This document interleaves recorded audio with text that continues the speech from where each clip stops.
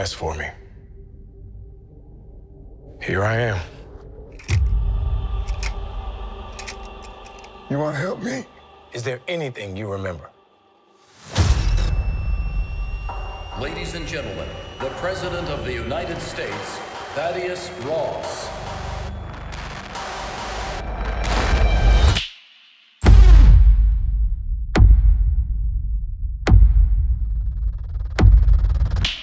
Whatever this is, Cap, be careful. What do we know?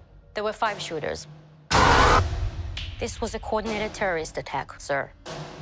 I was a wartime general. Now I'm a wartime president. Your inner circle's been compromised. Let me fix it. Watch yourself. You're not Steve Rogers. You're right. I'm not.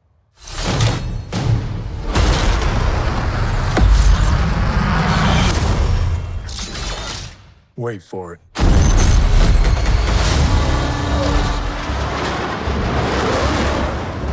We're on the brink of war.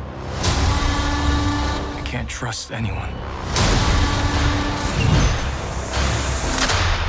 Nothing about this feels right. Captain America.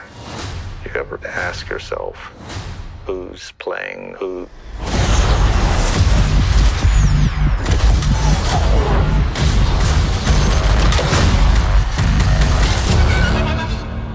Someone's been pulling the strings on everything. You're under arrest? I don't want a variable out there that I can't control. Stop! Captain America, caught without his wings. You like to play dress up and blindly execute the state's orders. Don't say I didn't warn you. What if this is a trap? You don't even know what this is.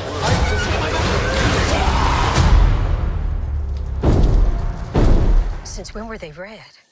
Welcome back, everyone. It's Charlie. Marvel dropped another big trailer for Captain America Brave New World. The movie's coming out in February really soon, so this is like their big movie that they want to push. I know there's all kinds of questions too, and there's been a bunch of reports about test screenings. I'll address all that stuff during the video. I just did a big video for the Thunderbolts trailer, which is happening right after Captain America Brave New World. There's like a loose connection between the two movies and what's happening with the brand new Avengers team going into Avengers 5 Doomsday, so I'll address that later too. But if it wasn't clear, the Thunderbolts team in that movie is not named for Thunderbolt Ross, or in the comics. That's just a coincidence, both in the comics and in the movie. Originally, Baron Zemo named them the Thunderbolts inspired by a poem by Thomas Randolph, a 17th century poet who wrote, "Justice like lightning ever should appear, to few men ruin, but to all men fear. Our hope is that we can be that lightning, that justice." We will see where Baron Zemo shows up between Captain America Brave New World and the Thunderbolts movie, because he's still around, like he's been chilling out on the raft since Falcon and Winter Soldier, and we're getting Falcon's movie and then Winter Soldier's movie, one right after the other.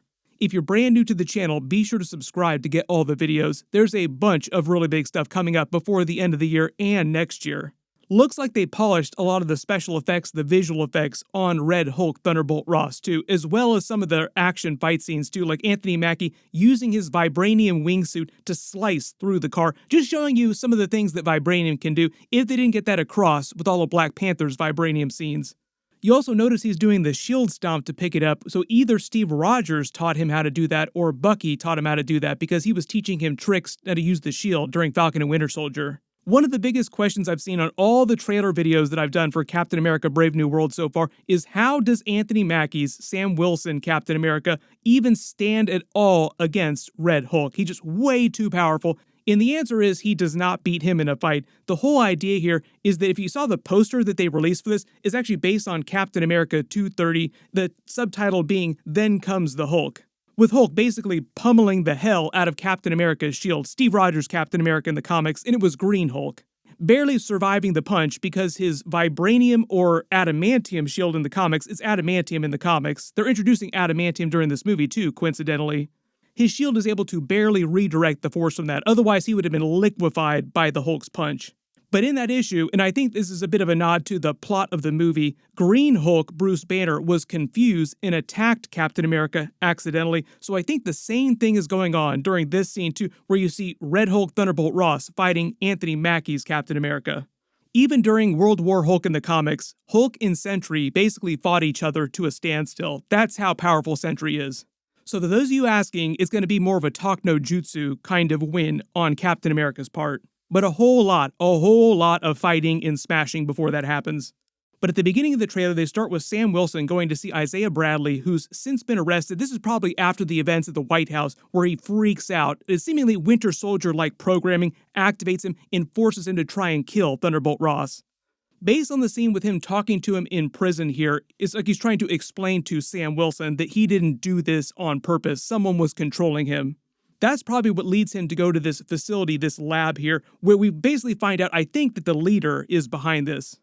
Part of the idea is the leader is meant to be the main villain of the movie. He coming back from Incredible Hulk, Tim Blake Nelson, exact same person playing the character. We don't know exactly what his full look is going to look like how close to comic book leader he will look. They're covering his head a little bit and showing him off axis, so you see like a little bit of green on his skin in the distended skull, so it looks like they're getting close to comic book leader if they're not going full-on giant skull leader. And throughout the trailer, there are a couple different scenes where we get more dialogue from him, where he's basically pushing Sam Wilson, Captain America's buttons, making it seem like he's pulling strings on both sides of the aisle here, like he's using Isaiah Bradley, Sam Wilson, and Red Hulk Thunderbolt Ross as his pawns in a larger game. But the way they've talked about the character, the leader in the movie, is that he's really pissed off and feels like the US government owes him something, and he's trying to get that. But they haven't been really clear about what it is he feels like he's owed and exactly what his plan is.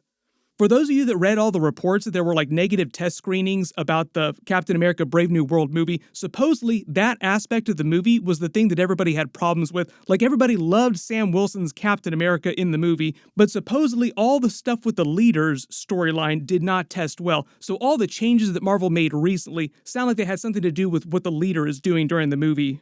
Hopefully they figured that all out, they fixed whatever they needed to fix. We will find out in a couple months either way.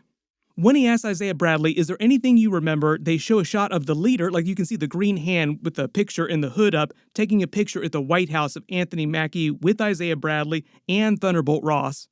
Then they flash really quickly to these lights on the other side of this chair in that underground lab that they investigate, so it seems like the leader is using those lights to program Isaiah Bradley Winter Soldier style, maybe other people too.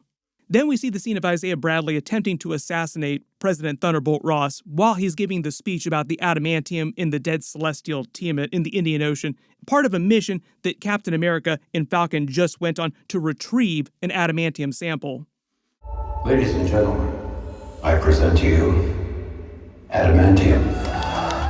The music drops out, there's a whole bunch of chaos, Isaiah Bradley jumps out the window. That's also a nod to Captain America Winter Soldier, with Captain America chasing the Winter Soldier, because Isaiah Bradley is also a super soldier. Then it seems like after he's gotten a little way away from the White House, his programming deactivates and he comes back to his senses and gets captured by the Secret Service and the military here. He gives them the warning to be careful just because he doesn't know what's going on, but it seems like people are playing other people, and really it's like the leader pulling everyone's strings, both the villains and the heroes inside the MCU playing them against each other. Not clear when this happens in the timeline, but Thunderbolt Ross inside the Oval Office asking what do they know. It sounds like they're talking about either the Adamantium subplot or the attack on his life. Then we see Shira Haas's Sabra character informing him on the rest of the attack. She says 5 shooters. The whole idea is that she's meant to be a former Black Widow from the Black Widow movie that was freed when they basically destroyed the Red Room. And at some point, she just came to work mercenary style for Thunderbolt Ross inside the US government, is sort of like his personal bodyguard. Sabra is a comic book character. She was kind of controversial a while ago. Apparently, Marvel just took all the controversial stuff out of her backstory. Like she's not going to be a mutant or anything. They're just saying in the movie, she's a former Black Widow, and that's it. This is happening at a debriefing after the attack, like directly after, at the bunker underneath the White House. And that actually is a real thing. There is a bunker underneath the White House. There's a couple different scenes that they intercut with this. These scenes here with them looking at the monitors actually seem like it's the attack that's going down, like the big operation near the dead celestial Tiamat, where Captain America and Falcon trying to retrieve the samples of adamantium. The way they're explaining adamantium in the MCU, they're saying that it occurs naturally on the Celestials. So the idea is that once it's discovered by a Japanese dig site, this is a reference to adamantium's origin in the comics. Originally, the idea of bonding adamantium to a skeleton was developed by a Japanese scientist. This all gets into Wolverine's backstory and how he got his adamantium originally, how Captain America got his pure form of adamantium in his shield. The interesting thing about it, too, is that Wolverine is like the only person in the MCU that has pure adamantium in its purest form in his body. Everybody else has some sort of derivative form of adamantium that they use. We get the speech from him standing at the grave site. There's an interesting Easter egg here, too. Notice it says Moore on that. That might just be somebody that he's close to, or it might be an Easter egg for Nate Moore, who's one of the big producers under Kevin Feige inside the MCU, one of the producers of this movie. He also helped produce the Black Panther movies. He's like one of Kevin Feige's chief lieutenants amongst the movie producers doing all the really big stuff in the MCU. But I think the person standing next to him is actually Betty Ross, played by Liv Tyler, reprising the role from the Incredible Hulk movie, because we know she's going to be in the movie. I believe she's wearing a coat that looks like this, so pretty sure that that's her. There's a lot of the Incredible Hulk movie showing up in this movie too, because it is canon to the MCU. They just recast the Bruce Banner Hulk with Mark Ruffalo when they got to the Avengers movie, so it's the same basic Hulk. I guess they'll explain what she's been doing this whole time since the Incredible Hulk movie. When he says now he's also a wartime president, the idea is that there's this arms race for the vibranium on the dead Celestial. Like everybody, all these nations around Earth want to claim it for their own. So it's creating this really crazy situation. And it sounds like that's the situation that the leader is manipulating. Then they cut with a couple different scenes of Sam Wilson walking through this facility here with the scenes of Sidewinder from the Serpent Society, played by Giancarlo Esposito, attacking him. So if it wasn't clear, Giancarlo Esposito is playing Sidewinder in the MCU. Within the context of the movie, I think that he's meant to be both the head of the Serpent Society, but he also might have created the Serpent Society too. Interestingly enough, they have a big connection with Hydra in the comics, and they also have a big connection with Madam Hydra, aka Val, in the MCU, so maybe she has some tie to a lot of this too. But I don't think she's a really huge character in Captain America Brave New World. She's mostly just in the Thunderbolts movie. We get the scene of them butting heads with him wanting to go try and find out what's going on, and Thunderbolt Ross basically telling him to sit down and do his job, do what he tells him to do.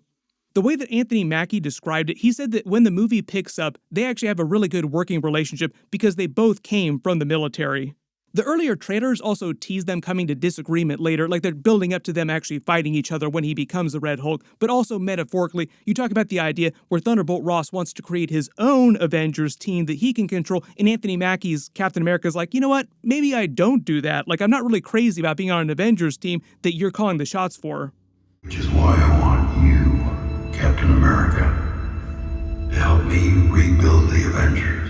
Basically worried that another Captain America Civil War situation would be on their hands if they were to do something like that, which sort of leads them to create the Dark Avengers with Val eventually. I talked about that during my Thunderbolts trailer. There's like a whole connection when it comes to Dark Avengers between these two movies. I think they included the line of him saying, "You're right, I'm not Steve Rogers Captain America, like I'm not that Captain America," because so many people in real life, like people watching the movies, are like, wait a minute, where's Steve Rogers Captain America? When's he coming back? So it seems like they're using that part of the movie for Sam Wilson to justify his existence as the new Captain America. Then we get the wide shot during their big battle of him in his vibranium wingsuit. He has a couple different ones that we see in the trailers. This is what one of his flight helmets looks like in the white suit. This just helps him when he goes supersonic so he doesn't break his neck. Really cool landing there too, where he deflects the Force. Kind of an Iron Man type of landing. I believe this fight is him against the Serpent Society. There's a bit of a physics joke there too. He's basically telling them wait for the sonic boom to reach you because he's been traveling faster than the speed of sound. So all that force that's been trailing him finally arrives and boom, knocks all those other people back. Sometimes Marvel movies aren't really concerned with the whole physics of it all just because of people's special powers, and sometimes they try to use it for good twists like this. These are all more scenes of their big battle at the Celestial Tiamat. When he says the brink of war, that's the war that the leader seems like he's trying to push the world to over this Celestial. This is them inside what looks like the leader's lab where he programmed Isaiah Bradley. Then we finally get some voiceover from the leader talking to him, sort of playing with him. This old Charlie Day conspiracy meme board in the background, Reset Ross, Reset America, I think is the leader trying to use Thunderbolt Ross as his pawn to basically get whatever it is he thinks he is owed during the movie.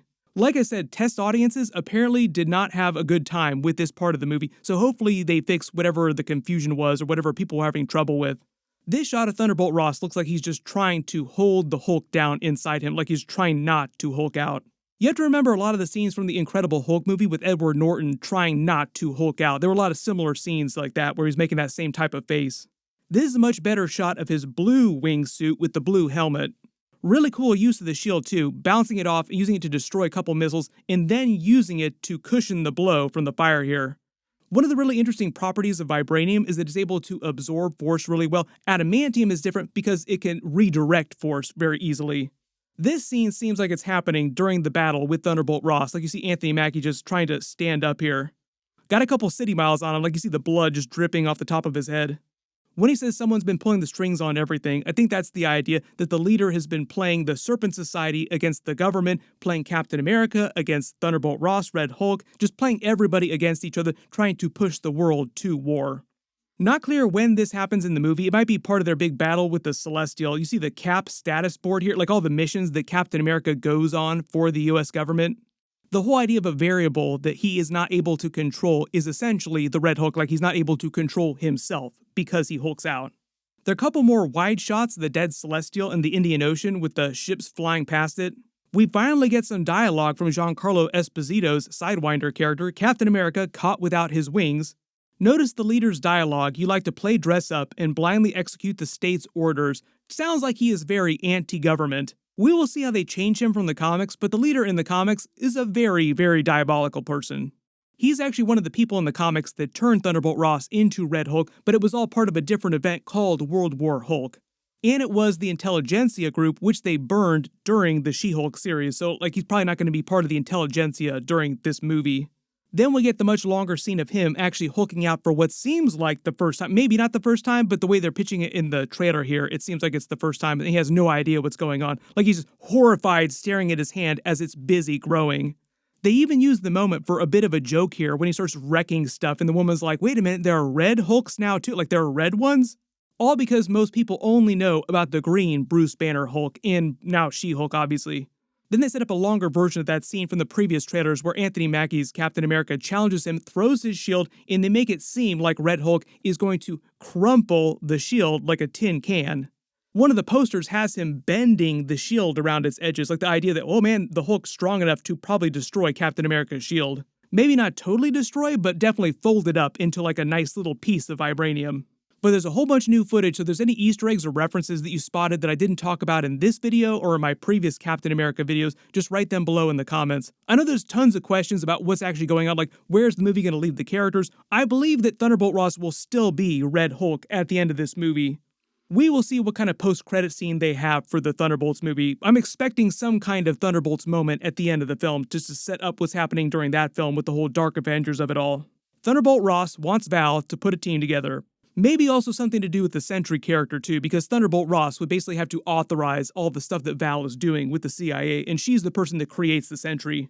There was a bunch of other trailer footage at D23, so I'll try to do videos for all that stuff in the next couple of days, so be sure to enable alerts for my channel so you don't miss any of that. Click here for that brand new Thunderbolts trailer, and click here for all those other new trailer videos. Thank you so much for watching, and I'll see you guys in the next one.